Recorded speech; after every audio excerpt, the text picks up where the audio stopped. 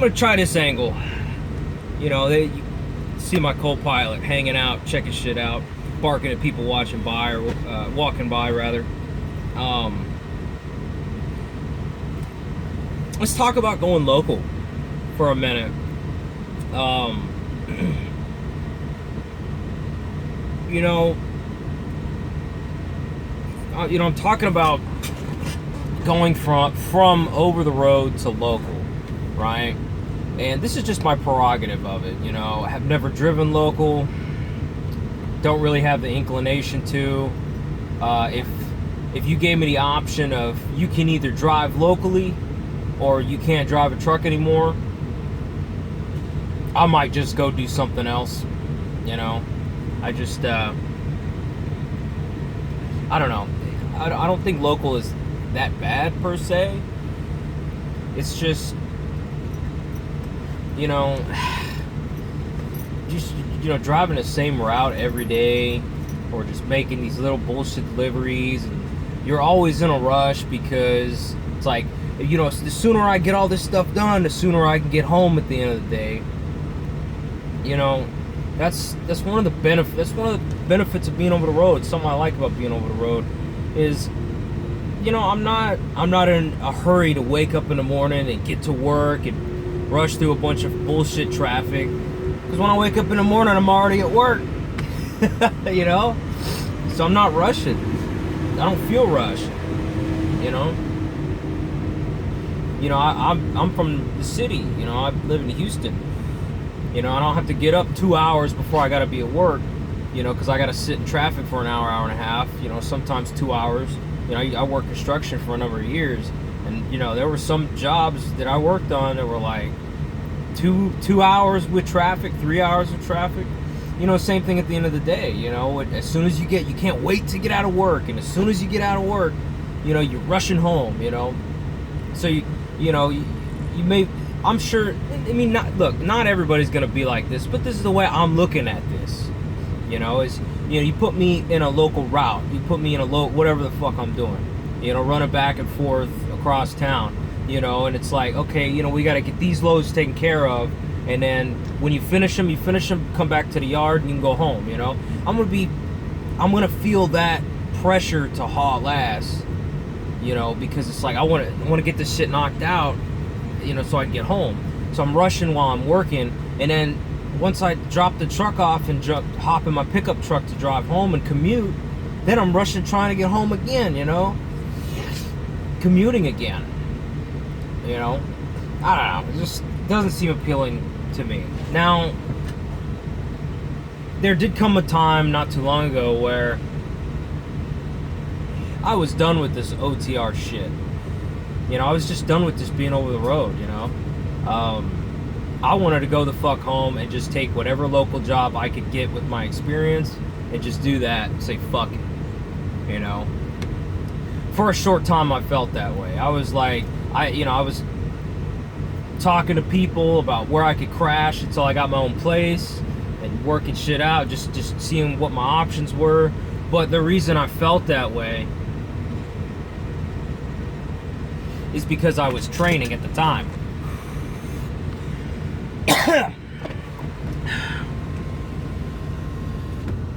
You know, and when I was training, I hated this fucking job. Training took all the fun out of being on the road. You know, being an over-the-road truck driver just sucked. Fucking hated it. Just wanted to quit. You know, ever since I stopped training, I fell back in love with the job. You know, I regained hope in this career. And now that, you know, I've been on the road for a little bit longer, you know, and I started with a better company, you know, making better money per mile anyway. TARP pay is better and stuff like that. You know, now I'm getting back to financial stability, and you know, I've got my short-term goals, mid-term goals, and long-term goals. I don't like to just have short-term and long-term. I like to have mid-term goals too. You know, and I think about these goals that I have, all day, every single day, from the time I wake up in the morning to when I fall asleep at night, I think about my goals for the future, you know, and every single day that I drive this truck, you know, I can feel myself getting closer to accomplishing the financial goals, and, you know, my career goals and all the goals that I have for my life. You know, I can feel myself getting closer to accomplishing those goals, you know. It's not just the job. It's not just like, well, you know, over the road's great, or over the road sucks, or this, that, and the other. It's not just the lifestyle. You know, it's, you know, this job, like, you know, if you go over the road, there's so many possibilities open up to you, you know, like the financial possibilities, you know, like I brought my dog on the road now that, you know, I'm not with my ex anymore and stuff like that. You know, my, like, one of my goals, you know, some of my goals anyway, is, you know, to get financially stable again, to get my credit back on track, to get out of debt and stuff like that. Like, this is the fastest way that I can accomplish that, you know. Like, you gotta understand, like, you can say, well, you can make just as much money going local as you can over the road. Yeah, but look at all the money that I save, you know. I like not having to, like, but I own both my vehicles outright. I don't have to make car payments. But both my vehicles are older. You know, I got a 99 and an 03. You know, and I'm not having to put miles on them. My pickup truck's got 190,000 miles on it, you know, and I don't have to drive it. I hardly ever drive it. I've put maybe 6 to 10, maybe 10,000 miles on my pickup truck in the last 2 years, you know, or something like that. I probably put maybe 1,000 miles on my Mustang since I've been doing this job. I don't put miles on my vehicles anymore. You know, I don't have to pay for, like, my insurance is liability. You know, I keep liability just cut rate. I mean, I have Geico, but I have the cheapest policy I could possibly have. And you might think, like, why are you still paying for insurance? You know, if you're never driving your cars. So the reason why is because when I went to cancel my insurance policies, I was talking to the representative from Geico, and they said, well, before you cancel your policies, because I explained, you know, I'm not going to be, my cars are in storage. I don't drive my vehicles. Why pay for insurance every month? It's $100 a month, liability for both vehicles, right? They said, well, you know, if you cancel your policy and say it's a 1, 2, 3, 4 years before you get another policy, that lapse in coverage is going to make your rates go up. You know, and that's something I completely forgot about. You know, the time you spend with a lapse in insurance, you know, it makes your rates go up. Why? I don't know. It's stupid, but they said, look, we have a certain plan to where you make your payments every month just like normal, but your policy they'll make it inactive. You will still have the policy, and you will still have the history of paying for that policy, so it will still be a part of your history as being insured, but your policy will be inactive. You could do the same thing if you were, like, going overseas for the military or something like that, or I guess, you know, whatever. You know, and you're not going to be driving your vehicle, it's going to be in storage. And basically, the incentive is, like, you know, if I don't drive my vehicles, you know, or at least if I don't get into an accident to where I need to invoke my policy, all of the money that I've put in, that I paid out for my insurance policy, once I reactivate my policy, I get every single cent back. And that's $100 a month, so it's $1,200 a year. So if I don't drive my vehicles for another 3 years, and then I go back to Geico, I go home for whatever reason, I get on a dedicated run, I want to start driving my vehicles regularly again, I call Geico, reactivate my policy, and they will mail me a check for 3 years of payments because I never needed to invoke my policy because I just didn't drive my vehicles. You know, $1,200 times 3, I'll get a check for $3,600. You know, it's kind of like a auxiliary savings plan. And my rates will remain exactly, my premiums will remain exactly the same because I have had no lapse in coverage, and you know, I'm not losing my history with Geico. You know, I will be like, you know, have been with them for 4, 6, 7 years or however long I've been with them, and that will make my rates go down since I've been with them for so long without an accident. So it's beneficial. But it's stuff like that. Like, I don't have to pay for fuel and oil changes and maintenance and repairs. You know, I don't pay rent. I don't pay utilities. I don't pay internet. Internet is on the phone. I have unlimited high-speed internet. T-Mobile. Unlimited. With no bullshit, no asterisk, unlimited, straight unlimited. Fucking 4G. I think I pay a little bit more so that I can use the Wi-Fi hotspot on the phone. I can't remember how much it is, marginal. But you know, anytime I need to use my laptop for anything, when I hook my Xbox, my laptop up to the internet, take care of whatever I need to take care of, I turn my hotspot on my phone, just damn near as fast as if it was at the house. I could stream videos, I could stream music, I could stream shit. It's lightning fast. Now, I probably can't do online gaming. It's probably not that fast, but you know, it is what it is. It's Wi-Fi from a cell phone. It's pretty damn good. You know, that's another $40, $60 a month I'm not paying. You know, gas and lights and electrical and, you know, all the bullshit. Rent, throwing money away on rent at a place I'm never gonna fucking see. You know?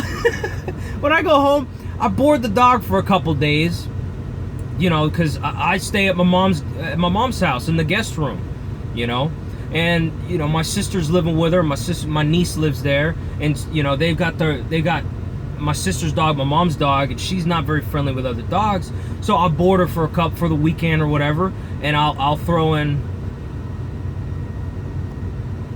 Sorry about that. Somebody's calling me. But I'll say, you know, give her a bath while she's here. When I go to pick her up, she's clean and shiny. You know, her coat smells good. It's nice and shiny and clean and ready to go back on the road. I don't even have to worry about bathing her. When I put her in the dog hotel, you know, I pay extra to have them bathe her. It's like $20, $25. Some places they'll throw it in for free. You know, so I don't have to worry about that. It's just a shitload cheaper. You know, there's so many things that you can save money on if you're smart when you come out here on the road. You know, and like I was talking to my mom about this, you know, and she was asking when I was talking to her about maybe going local. She said, "Are you sure this is going local is really something you want to do?" And I was like, you know, I don't know, because I could accomplish my goal so much faster if I stay over the road and I just live in the truck. There's so many more things you can take advantage of, you know? Just every little expense that you would normally have to worry about, you know? Like, you know, vacuum cleaner and your furniture and, you know, silverware and stuff for your kitchen and, you know, light bulbs and shit like that. You know, appliances, major appliances, all that stuff that you'd have to spend money on for whatever reason. I don't have to spend money on any of that shit. You know, I don't have to worry about any of it. You know, it's so much cheaper, and like I'm saving money you could save money at a lightning pace out here. You know what I mean? Now, you know, and I'm gonna be able to accomplish my goals so much faster. Now, you know, if you got a wife at home, you got a girl at home, you got kids at home, I don't know. Like you know, I've said it in another video. Like if I had wife and kids and all that stuff at home, probably wouldn't even come into this job. You know what I mean? Probably do something else. You know, I could have stayed as an electrician. I could have made good money doing that. You know, I could have made $20 some odd an hour still working as an electrician. You know, I was tired of climbing ladders and commuting every day in Houston traffic and dealing with the heat in the summer times and stuff like that. Even when I became a service technician, driving a company van and stuff, you know, working on a laptop, you know, it got boring. It's commuting and, you know, working Monday through Friday. It's just getting up at 5, 6 every morning, you know, it's seeing the same shit, talking to the same people. You know, it's just, I like it out here, you know. I'm not going to do this forever. I don't want to do this forever. I'm enjoying my time out here while I'm out. Oh, a DeLorean. Cool. Anyways, DeLorean drove by. I'm enjoying my time out here, but, you know, I've got goals. And my long-term goals, you know, if I'm able to reach them, like, I won't have to be in a truck no more. You know, I could work from home. You know, I'll sit behind a desk and stuff like that. You know, be self-employed. That's my goal, is to be self-employed. I want to run my own business. You could do that out here, you know. When you go local, it's just like, what do you do when you go local? You know, because now you got to have a place to stay. You're gonna be paying, you know, for gas. You know, eventually gasoline is gonna go back up. You know, when gas was $4 a gallon, I was getting fucking killed driving an F-250. God, I was like $120 fill-ups once or twice a week. I was dying on paying gasoline, and eventually it's gonna go back up. You know. So, you know, when you go local, you know, depending on what you do, you're probably gonna hit a ceiling, you know. And I talk to dudes like, yeah, man, I drive for Cisco and I deliver food and it's awesome and stuff like to each his own, but just not for me, you know. I mean, this is the smartest financial decision, is for me to stay out here as long as I possibly can.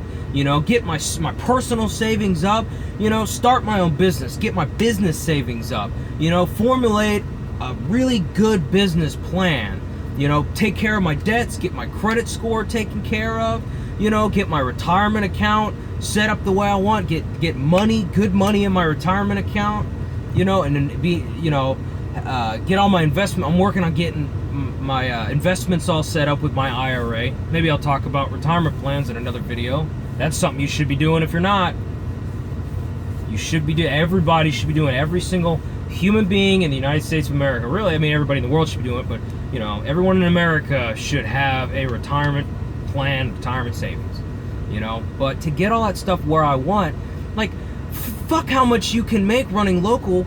Like, is it like the money I make running over the road combined with the money I don't have to pay for bullshit when I'm home, you know? Like, like when you spend this much time out in a truck, it's so much easier to remain disciplined on what you're eating and how much you're spending, you know, because you're not, you know, like, I'll go home and I'll drop $200-300, you know, drinking, barbecues and stuff like that, you know, going out and doing stuff, you know. But when I'm in the truck, you know, I may have $50 in my wallet. I don't spend any of it for, you know, most of the week. You know, I'll forget I have $50 in my wallet, you know, just because, you know, you could be that much more disciplined with your spending, you know, because you don't really have access to your car or your pickup truck, you know, and you're not hanging out with your friends like, hey man, let's go out and play pool at $12 an hour at the pool hall with $2 beers, you know, and you spend a couple hours there. You don't spend $37 after tipping the waitress, you know, and that's one day, that's one night of hanging out. You know, hey man, what's up? You wanna go get some steak or something like that? Like, all right, fuck it, you know. You end up spending that money. It's just, that's one thing I noticed between going home and being in a truck. You know, when you're at home, you have so much more access, just cruising around, and you're off because you're not driving a truck. You're on your home time, and you're cruising around your car, your personal car, you know, and there's just, you have access to so much stuff that you don't normally have access to in a truck. So the money that you don't have to spend being on the road, you know, that money, like, shit. I should have added up all the money between rent and all the other stuff that I would normally pay for if I was local or dedicated, or I needed to have a home and stuff like that. Rent, vehicles, gasoline, bills and shit, probably $1,000 a month, roughly. $1,000 a month, maybe a little bit more, maybe a little less. I'm guessing if for a decent apartment, probably like $1,200 a month, maybe more, $1,200 to $1,500 a month. So it's like, if I make, say, if I'm netting $1,000, let's say this, let's average it at $800. No, fuck that. Let's average it at $700. Say after my deductions, I'm netting $700 a week, right? It's as if, you know, me being over the road, that's like a bonus $250 net on every check that I get. You know, it's being over the road, not having to pay for all this stuff. It's the equivalent. It's not like I'm netting 700 average. It's like I'm netting 950 average net. That's like grossing $1,300 or $1,200 or whatever. That's like grossing $1,200. That's an additional $250. you know, that is basically just back in my pocket that I don't have to worry about. It's $1,000 a month. You know, what could you accomplish if you had $1,000 a month back in your pocket? You know, how much faster could you reach your financial goals? You can't do that shit when you're a local. You can't do that stuff. Like you can do that out here. I've been trying to think of another industry, another type of career where you can, like a blue collar, high school educated guy, you can go into and you can save that $1,000 a month on bullshit that you don't have to pay for anymore. What other industry can you do that in? You know? So it's like, if I was to go for a local job, I'd have to be making more than, say I make $4,000 a month gross. I would basically have to make, let's see, net $700,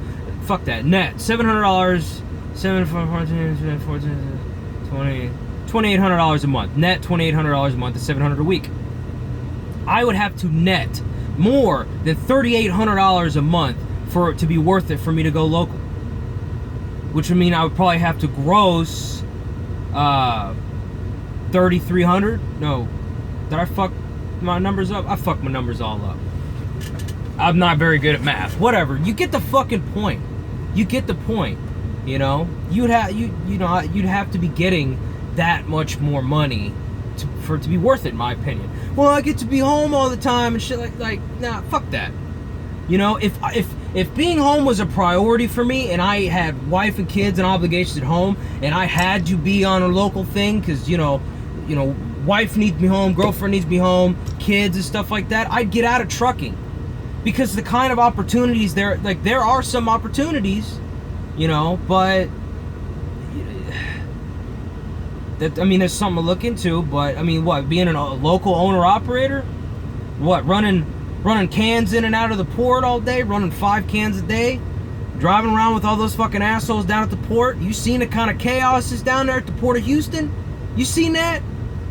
You really that's what you want to do all day, every day? Running around, beating the shit out of your truck, flying all over the place, speeding, driving like maniacs with all those other crazy assholes. None of their trucks could pass the DOT inspection. You know, that's the kind of local owner-op shit you want to do. You can go right ahead, you know, but if I had to be home, had no choice. You got to come home or I'm leaving you and taking the kids. I'd probably get out of trucking. I'd probably go back into construction and, you know, then try to work my way up that ladder. Try to become a project manager. I was a foreman when I left, field foreman, running jobs and shit. I'd probably just try to become a project manager or something like that. You know, I wouldn't even do trucking, you know? Fuck it. But, you know, if you're serious about accomplishing your goals, being over the road, national, just living in the truck, you know, the company doesn't care if you live in a truck. They don't care. If anything, they like that you stay in the truck. They don't have to worry about you going home all the time. They don't mind. That's what they pay for these big ass sleepers for. That's why they get the big sleepers and it's not all the tiny little sleepers. That's why you have all this room. You know, you got everything you need in here. You know, it's just so cheap. It's so much cheaper to be in the truck over the road. You know, if you're single now and maybe your kids are grown or your kids don't live with you, like if you're divorced and your kid lives with your wife, your ex-wife or whatever, get rid of your apartment and shit, put your vehicle in storage and just get rid of all those fucking bills. Get rid of all that shit. You know, you can make it happen. You know, before I left my ex, I was thinking about maybe her and the kids moving into a cheaper apartment, like something smaller or something like that, you know, without a garage, and I'll just put all my shit in storage, and that way we could save money because I'm never there, you know. I don't know, because we were renting a house. It was fucking expensive, you know. But it's just, there's a lot of hidden benefits to being over the road, you know. And there's also a lot of the bonuses that you get, your fuel bonuses and safety bonuses, stuff like that, which I'm going to talk about that in another video, because there's a very complex, comprehensive bonus structure here at this company that if you understand it, you could be making a lot of good bonuses. quarterly. You don't get those bonuses when you go home every week. You don't get those bonuses if you're local. You know, you're not a part of that. The OTR, we're the ones that get the bonus. $200 here, $400 there. Shit adds up.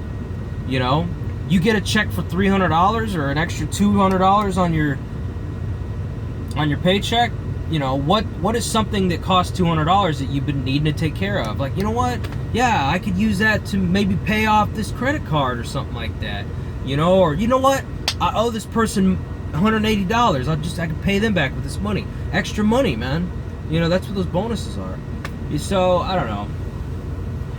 Just, if you come into trucking, if your end game is to get enough over the road experience to eventually go local, which was what my original plan was, you know, that's what I told my girlfriend at the time. I'll stay out on the road for a year, just long enough to, however long I need to stay out over the road so I have enough experience to get a local job, then that's what I'll do.